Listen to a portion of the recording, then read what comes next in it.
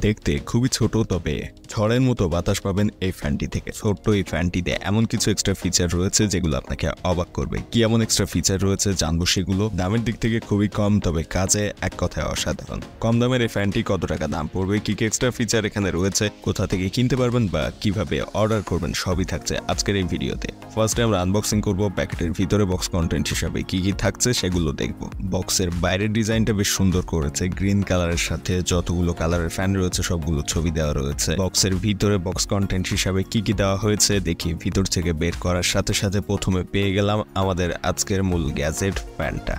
এছাড়াও এর সাথে একটা স্ট্যান্ড দেখতে পাচ্ছি, যে স্ট্যান্ডটির সাহায্যে ফ্যানটিকে দাঁড় করিয়ে রাখা যাবে এবং একই সাথে রয়েছে একটা ইউজার ম্যানুয়াল। বক্সে খুঁজে পাইনি কোনো চার্জিং কেবল বা চার্জ দেওয়ার কোনো ব্যবস্থা। ইউজার ম্যানুয়ালটিতে ফ্যান সম্পর্কে যাবতীয় সকল তথ্য লেখা রয়েছে। যদি চান ইউজ করার আগে ইউজার ম্যানুয়ালটা পড়ে নিতে পারেন। যদিও একটা ফ্যান ইউজ করতে কোনো রকম ইউজার ম্যানুয়াল পড়ে এরপরে ইউজ করতে হবে এরকম কোনো ব্যাপার নেই, সো অ্যাভয়েড করলেও কোনো সমস্যা নেই।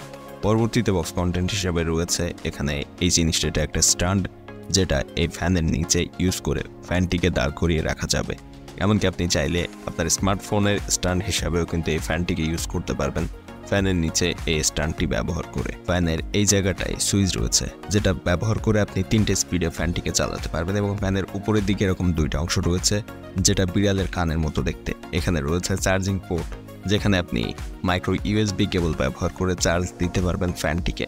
চাইলে আপনি এই ফ্যানটিকে কিন্তু পেন্সিল ব্যাটারি দিয়েও ইউজ করতে পারবেন।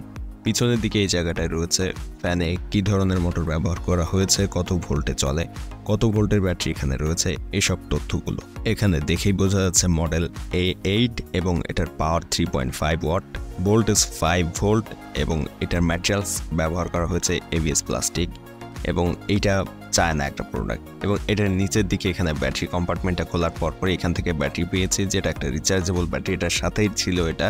আপনি চাইলে কিন্তু পেন্সিল ব্যাটারি ইউজ করতে পারবেন, তবে এটার সাথে যে ব্যাটারিটা রয়েছে এটা রিচার্জেবল হওয়াতে আপনি বারবার চার্জ করে এটাকে ব্যবহার করতে পারবেন। যদিও পেন্সিল ব্যাটারি রিচার্জেবল না হওয়াতে সেগুলো বারবার চেঞ্জ করতে হবে, তবে এই ব্যাটারিগুলো আপনি চাইলে খুব ইজিলি মার্কেটেও পেয়ে যাবেন। সো ব্যাটারি নষ্ট হওয়ার পর কিন্তু এটা চেঞ্জ করতে কোনো রকম প্যারা লাগবে না, ইজিলি চেঞ্জ করে ফেলতে পারবেন। সো এই জিনিসটা আমার কাছে বেশ ভালো লেগেছে। এবং এখানে দেখেন আমি যখন ফার্স্টবার এই সুইচ প্রেস করলাম একটি স্পিডে চলছে, সেকেন্ডবার প্রেস করলে আরও জোরালো স্পিডে চলবে এবং থার্ডবার প্রেস করলে খুব বেশি জোরালো স্পিডে এটা চলবে। এবং এতটুকু ফ্যান থেকে যে পরিমাণ জোরালো বাতাস পাওয়া যায় সেটা একরকম অবিশ্বাস্য। এবং এই ফ্যানটা একজন মানুষের জন্য যথেষ্ট। এবং আপনি যখন চতুর্থবার এই সুইচটা প্রেস করবেন তখন এই ফ্যানটা কিন্তু পুরোপুরি বন্ধ হয়ে যাবে। সো 3টে স্পিডে এটাকে চালানো সম্ভব এবং এইটাতে প্রচুর পরিমাণ জোরালো বাতাস পাওয়া সম্ভব এখান থেকে। ফ্যানটির স্পেশাল ফিচারের মধ্যে এটার যে স্ট্যান্ডটা রয়েছে এটা কিন্তু বলা যায় এক কথায় অসাধারণ একটা ফিচার এখানে দেওয়া হয়েছে। কারণ এইটা আপনি যখন এখানে খুব সহজে এভাবে অ্যাডজাস্ট করে নেবেন তখন এটার সামনে আপনি চাইলে স্মার্টফোন রেখে স্মার্টফোন স্ট্যান্ড হিসেবে এটাকে ইউজ করতে পারবেন। স্মার্টফোনের ভিডিও দেখা বা অন্যান্য কাজে ইউজ করার জন্য আপনি কিন্তু স্মার্টফোনটিকে এটার সামনে রেখে দিতে পারবেন। এটার স্ট্যান্ডের সাহায্যে যে কোনো সারফেসে এটাকে দাঁড় করিয়ে রাখা সম্ভব।